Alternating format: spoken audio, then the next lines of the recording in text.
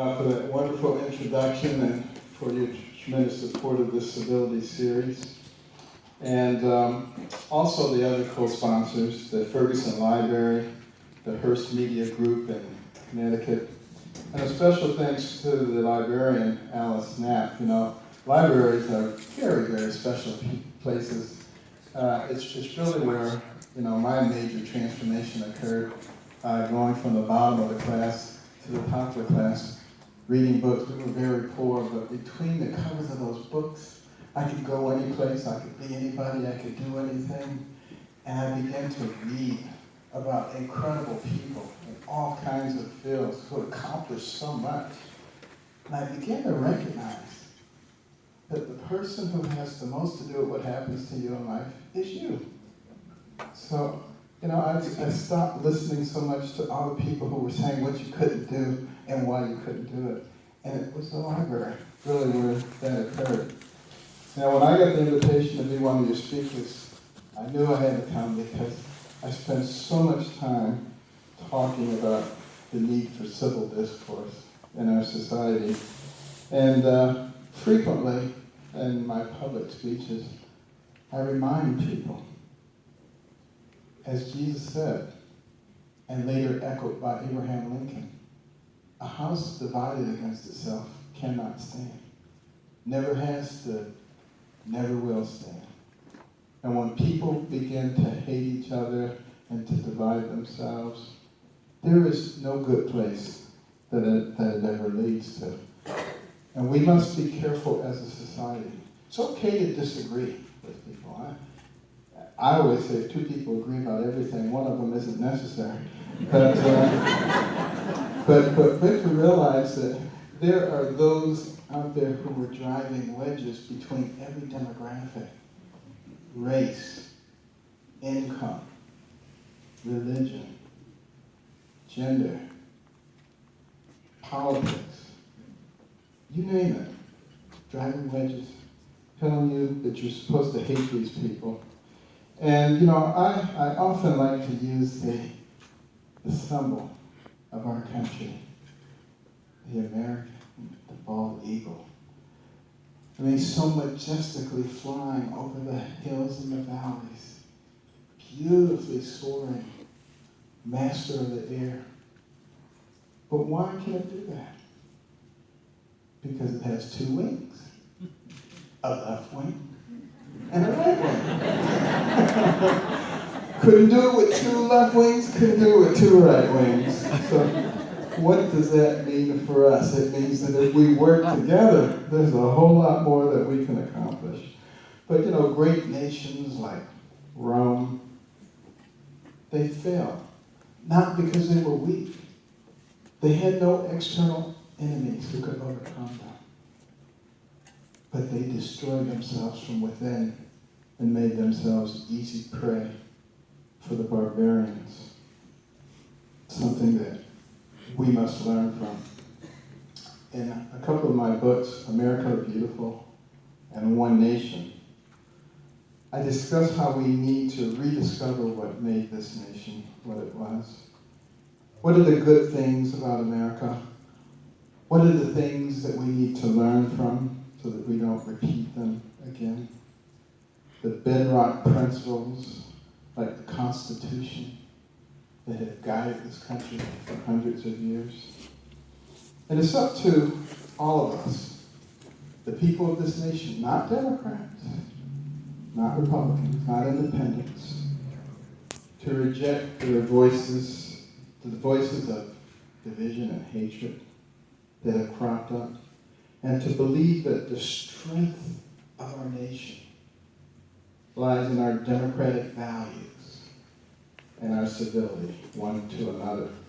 You know, where people care about their neighbors, have a strong sense of community, and a well-defined vision of America as a land of opportunity, justice, and freedom for all. That's where our strength comes from. Think about the early days in this nation, when we had communities that were isolated from each other, sometimes 50 or 100 or 200 miles before you got to another community. And yet, they thrived and they grew. Why? because people cared about each other. You know, if it was harvest time and Mr. Jones was up in an apple tree picking apples and he fell out and broke his leg, guess what? Everybody else harvested his crops for him. They didn't say, what were you doing up in that tree? No, they just harvested his crops for him. People cared about each other. It's something we need to start thinking about again. You know, where we respectfully disagree, let's find common ground, uphold positive role models, seek our moral ground on time-established Judeo-Christian values. Now, of course, democracy was never intended as a spectator sport. Political bickering, demeaning taunts were standard political behavior in this country since its founding. I mean, just look at Alexander Hamilton, who could only settle his differences with Aaron Burr with a pistol duel. And we all know how that worked out. You know, the deep divisions along political lines are nothing new. What is new is the deepening and sometimes hostile divisions between those on opposing sides of social and economic issues. For instance, among those who believe in personal responsibility and those who seek further government dependency. All of this, along with the huge electoral swings to the political left and right, are ultimately helping to disrupt the unity and civility in our nation. And I want to just emphasize how important it is for us to concentrate on the things we do agree about and work on those and solve the problems. Because what we started doing is just lurching from left to right, not making any forward progress. And that is destructive in the long run. With cyber extremists and media pundits only adding fire to the disunity. Is it any wonder that our disagreements have taken a hostile edge, drowning out respect, politeness, and empathy? And let me add that incivility can also often be found in the workplace, even in hospitals. Many people think the operating room as an oasis of calm peace. I can tell you, as a former director of pediatric neurosurgery at Hopkins, there were places where it was not peaceful. There were surgeons who were so full of themselves they would yell and holler at people, throw instruments. They weren't happy unless people were crying. I mean, I thought it was just absurd. But even as a successful neurosurgeon, I often found myself mopping the floor in between cases, helping get the room ready. Now, you know, they didn't like it. And they would come and they would say, no, doctor, let me do this. But it got the room clean real quick, I gotta tell you. But I always wanted to listen to what people said. I was not one of those surgeons that said, you shut up, you know, when I hear you speak when I speak to you. Because I'll tell you what, people notice things. And when they see things and they feel free to talk to you about them, it only improves the results for everybody.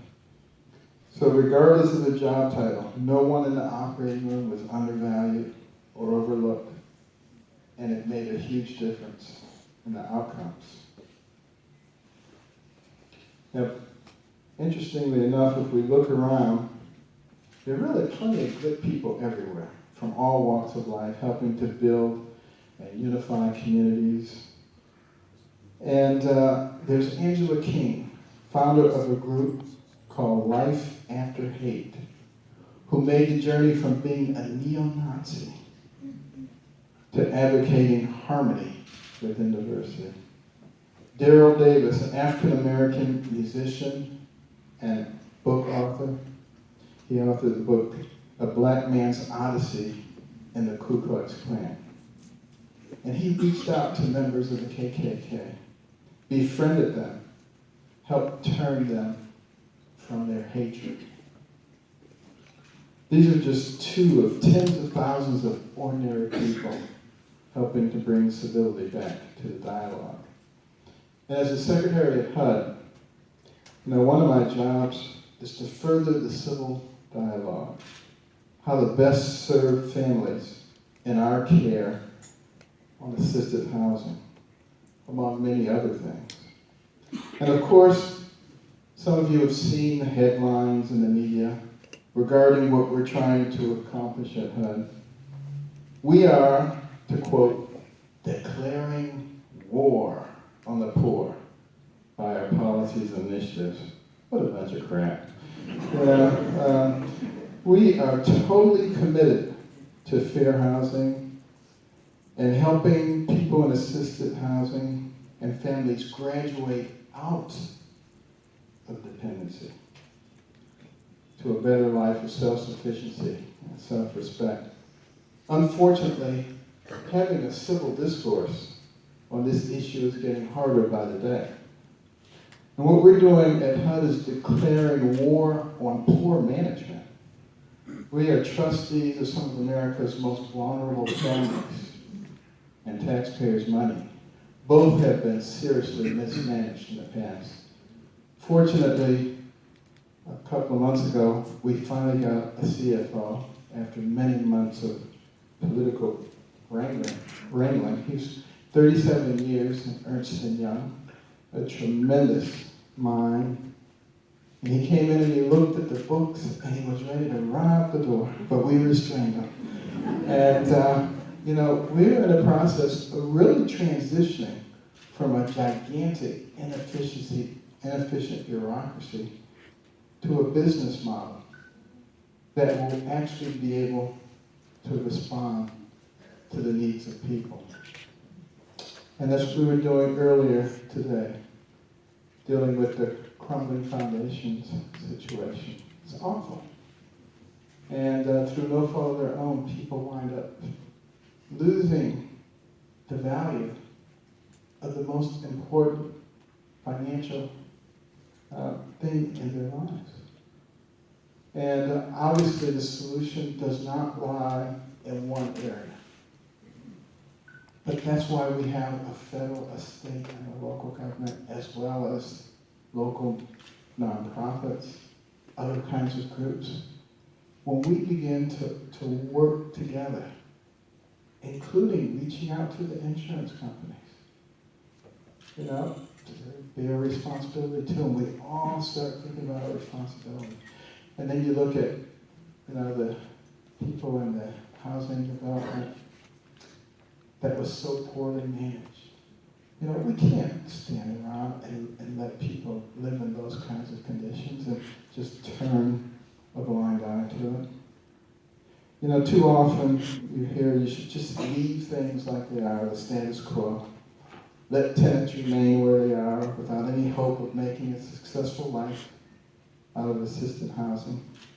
This kind of indifference can be tempting, as it's much easier to look away from the lives of the poor. But the late Elie Wiesel, Holocaust survivor, who I had the privilege of meeting, Nobel Prize winner, said, "It is troublesome to be involved in another person's despair. For the person who is indifferent to his or her neighbors, there's no consequence." How can you build or remain a civil society based on such indifference?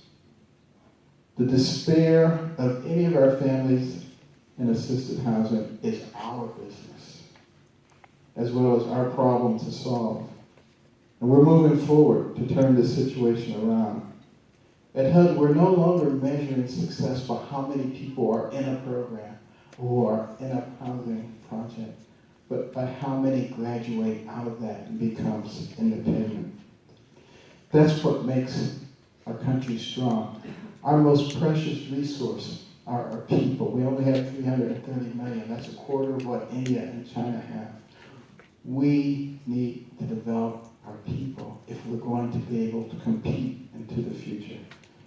And we have to have respect for them, and we have to care for them. As a demonstration of our commitment to the families we serve, to empower Americans to become self-sufficient, HUD is launching the first 3 Envision Center demonstration sites in Detroit and surrounding areas later this week. This is an important step forward for families trapped in dependency and lack of economic opportunity. It has been said that where there is no vision, there is no hope. Helen Keller said, "I would rather be without sight than without vision." So Envision Centers are specifically designed to help HUD-assisted households get the tools and services they need to plan for a future outside of public assistance. What is an Envision Center? It comes from the Bible. Proverbs 29:18 says, "Without a vision, the people perish." So we started calling them vision centers, but then we figured everybody would think they were getting glasses. So we called them vision centers. But, it's a centralized hub in or near assisted housing developments that are especially designed to provide one-stop shopping for all of our tenants and their families' needs. Whether that be GED classes, prenatal wellness visits by healthcare professionals, youth mentoring, enhanced searches for Section 3 job opportunities, a whole host of things. But what it really is a substitute. People who grow up in well-heeled families, who have a nurturing extended family and a nurturing community, they don't need these things. But people who don't have them have a very different trajectory in their lives. And that's what we must think about, a holistic approach to mitigating poverty, helping people not only gain economic independence, but self-respect as well. Now, of course, helping people grow out of poverty is not just the responsibility of the government. Our values, principles, beliefs also inform us that it's responsibility of all of us to lend a helping hand. And that's why the centers will partner with a wide range of federal agencies, nonprofits, private companies, community and faith-based groups, all to provide a full range of necessary services. At the end of the day, the Bible and our civic culture leads us toward the cultivation of an open heart and to act on the benefit of others. This is a culture that is worth protecting and instilling in every new generation. Together we can restore civility to this great nation. And I'd like to end by asking us to all take the niceness pledge. Just raise your hand wherever you are. Everybody have your hand up. If the person next to you doesn't have your hand up, you may kick them. Because after this you have to be nice, okay? Now, what did you just pledge to do? To be nice. You can put your hands down. To everybody you encounter for 1 week. Okay? Now, that means no talking about other people behind their back for a week. I know some people will stroke out. It means you see somebody struggling, you're going to help them. Men, it means you're going to hold the chairs for the lady, open the doors for the ladies.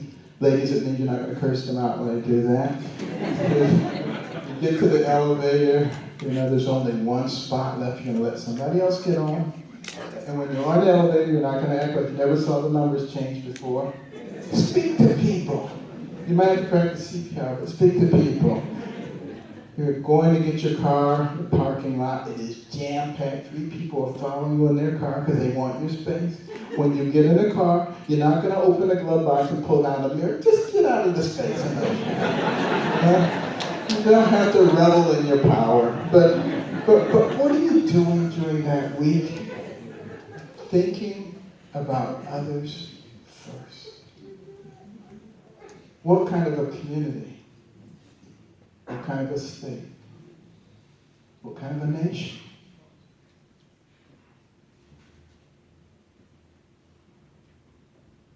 What kind of a world could we have if we could just do that? And we can. Thank you.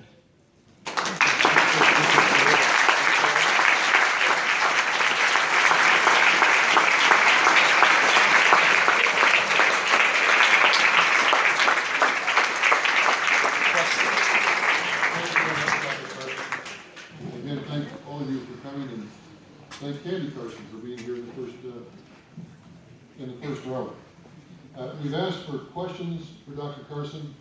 In the interest of time, we've got 5 questions here. At the end of this, we're going to ask, thanks to the security people, that everybody in the room give Dr. Carson the opportunity to leave ahead of the crowd.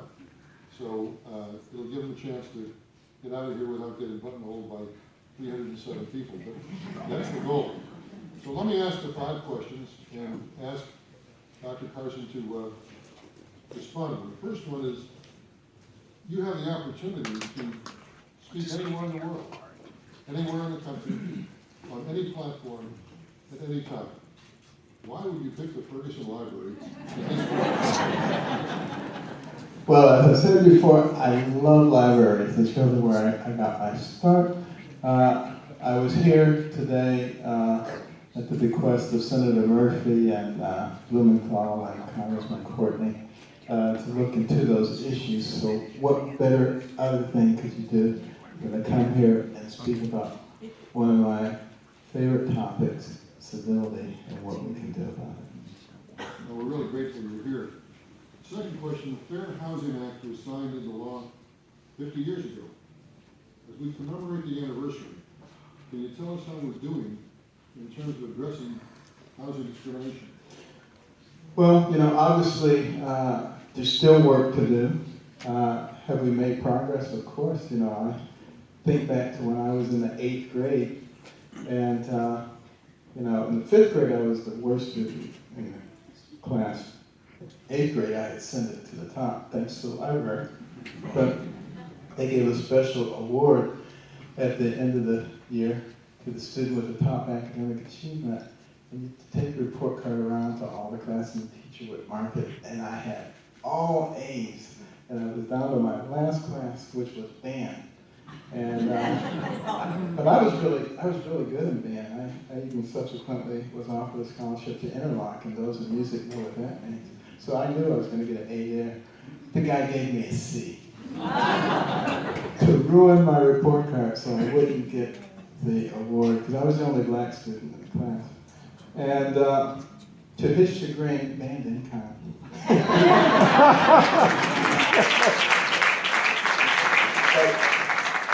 Those kinds of things used to go on in our society, and particularly in the housing market. And HUD does an assessment of discrimination in housing every 10 years, and each one has gotten progressively better. But we clearly have more to do. Interestingly enough, the majority of discrimination cases now revolve around disabilities. 55% of them are disabilities. And more than half of those are secondary to service animals. You would be amazed what kind of animals people want to take. I mean, it's pretty amazing. But, we have to obviously look at all of these things very carefully. We have been pursuing cases. All you have to do is look at the cases that we're pursuing. Those people who say we're backing off have no idea what they're talking about. But we're doing it in a very controlled and very legitimate way. Mr. Secretary, as it stands now, it's very difficult to get landlords to accept Section 8 housing. Why are we cutting funding for Section 8 housing? Well, actually, Section 8 housing is going up. The funding for it has been plussed up in the budget. But the key thing about Section 8 housing is that it comes with a lot of regulatory burden. So the landlord, if he can take somebody who's not a Section 8 voucher person and not have to jump through all these hoops, he'd rather do that. Understand that, and I've asked all the people involved with Section 8 to work on removing those barriers. We obviously want to have the rules and regulations in place that are necessary, but there's a lot of unnecessary stuff. And that really is throughout government. I mean, it really irks me because I don't like bureaucracy. And, it's like there's a glass of water in front of you. You want to take the glass of water and say, nope, first you have to do 180 degrees, walk out the door over there, walk down 5 flights of stairs, come back, climb through the window, and then come back, sit over here, and then do that 6 more times. You know, it's just ridiculous. And it's because people just pile one thing on top of the other rather than fixing it. Mr. Secretary, how does it look for job training grants to be provided to the states for people who want to work? Well, one of the things that we're really emphasizing right now is Section 3. Section 3 has been part of the Fair Housing Act. It's been on the books for 50 years. And it says if you're getting HUD money, you have an obligation to hire low-income people in the area or to train them or to provide them with contracts. People have found all kinds of ways around it. We're now fixing that and incentivizing them, you might say, to utilize it correctly. Because I want you to think about this. There are 6.5 million skilled jobs vacant right now in our country. People without skills to do them. We can train these people and give them a skill that is marketable, which allows them to ascend the ladder out of dependency. Another thing that we're looking at, self-sufficiency programs have been around for a long time, but the reason they really haven't had the impact is because as soon as someone starts climbing the ladder to self-sufficiency, we yank their support. Well, everybody else is looking at that and they say, I'm not climbing that ladder. So, you know, we have to obviously do things in a logical way. I think it will pay big dividends because most people, given the opportunity to gain some skills and to climb that ladder and realize the American dream, would much rather do that than to sit in a dependent position.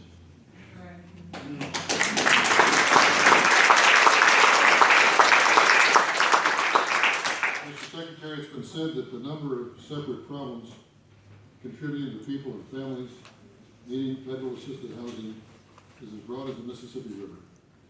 Where do we start tackling that issue? What do we do? Well, first of all, we have to start thinking logically.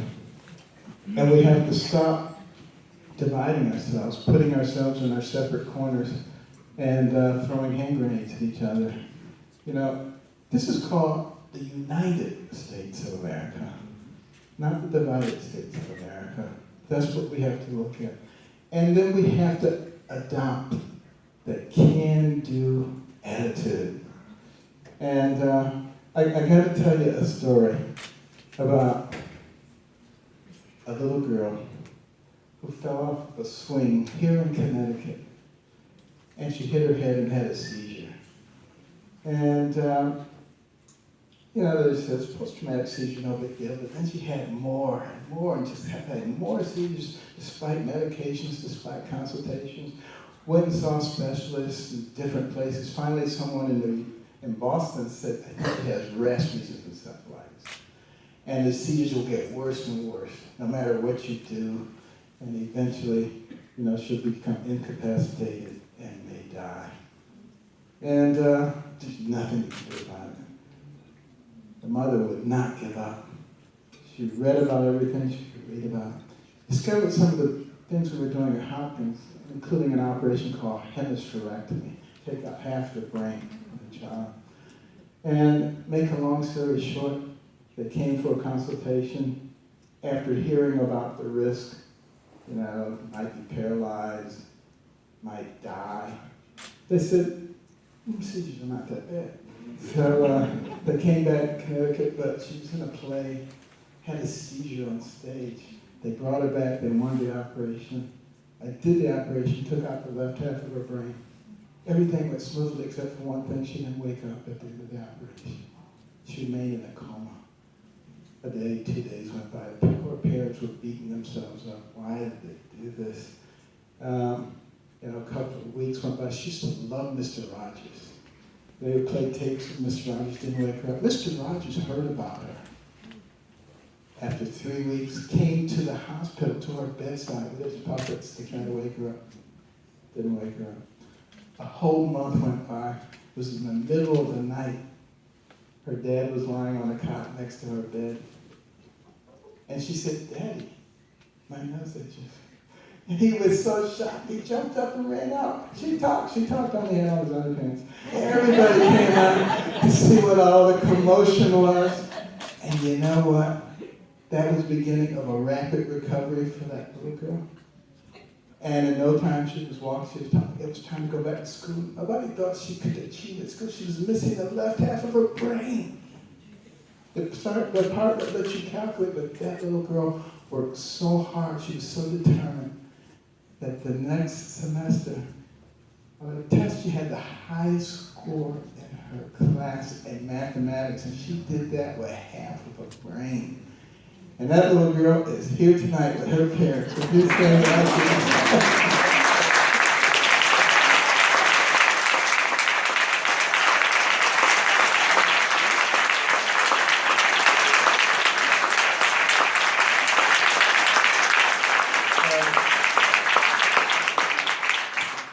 And I always like to say, she can do all that with half a brain. What can you do with a whole brain? Thank you all very much.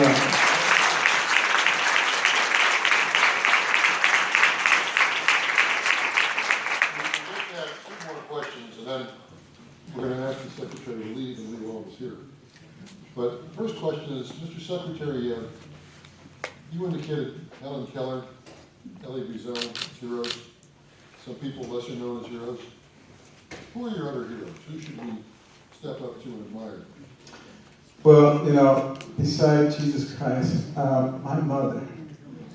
My mother came from a huge family in rural Tennessee, got married at age 13, trying to escape all of that. They moved to Detroit. Some years later, she discovered that my father was a bigamist. I remember telling that story at graduation from the University of Utah. Nobody thought it was that strange.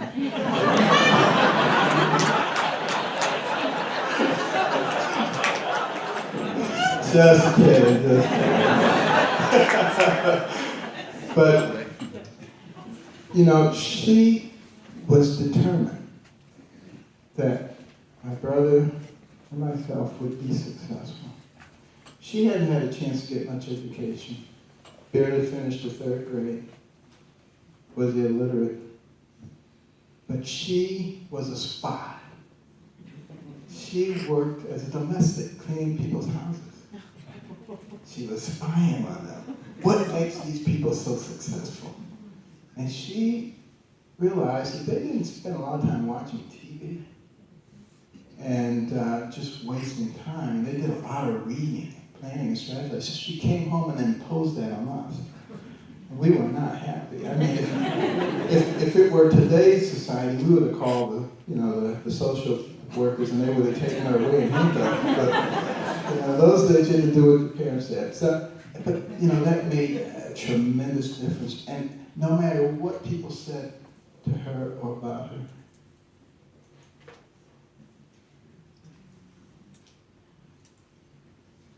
she didn't care. She just wanted to make sure we were successful. Last question, Mr. Secretary. You're a member of the cabinet. I don't think anybody in the room wants you to leave without saying something about President Trump. You can say anything you want to say. I'm convinced that there are people on one side or the other in the room, and nobody will attack you for anything you do say. But just tell us one thing you'd like to say about the president. He's got a great sense of humor. And, he said to me, Ben, aren't you glad you didn't win?